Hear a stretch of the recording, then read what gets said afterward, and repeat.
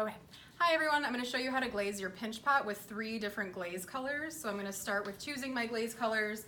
I'm going to choose yellow ochre, agate, and forest green.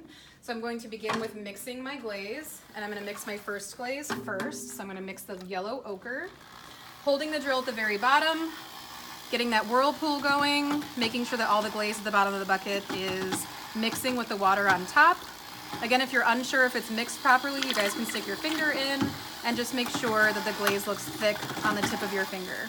All right, so that looks pretty good. I'm gonna put my drill back in here, hold the pot from one side, dunk it in halfway, pull it out, let the glaze drip out, and then I'm gonna set it down to dry. It should only take a couple of seconds for that particular glaze to dry.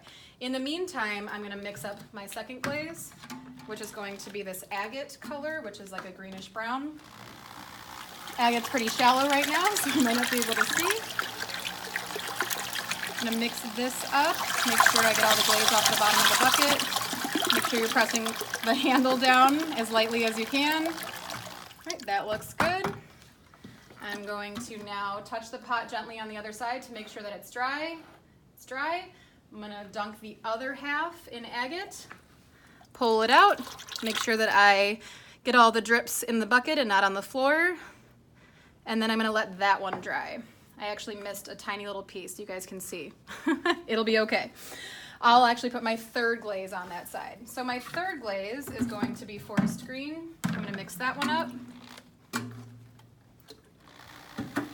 And while I'm waiting for this to dry, I am mixing, and then I'm going to glaze my third color. So I just previously mixed this, so it actually looks like it's mixed pretty well. And I'm going to grab my pot gently, make sure that it's dry enough from one side, and I'm gonna mix my third glaze color over my first two. So I'm gonna do another half dunk on the one side of the pot, and then I'm gonna be done, okay?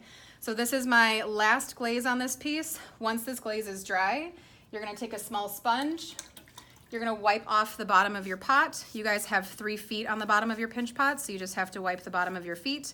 If you had a big flat piece like this, you'd have to wipe all the glaze off the bottom as I'm doing.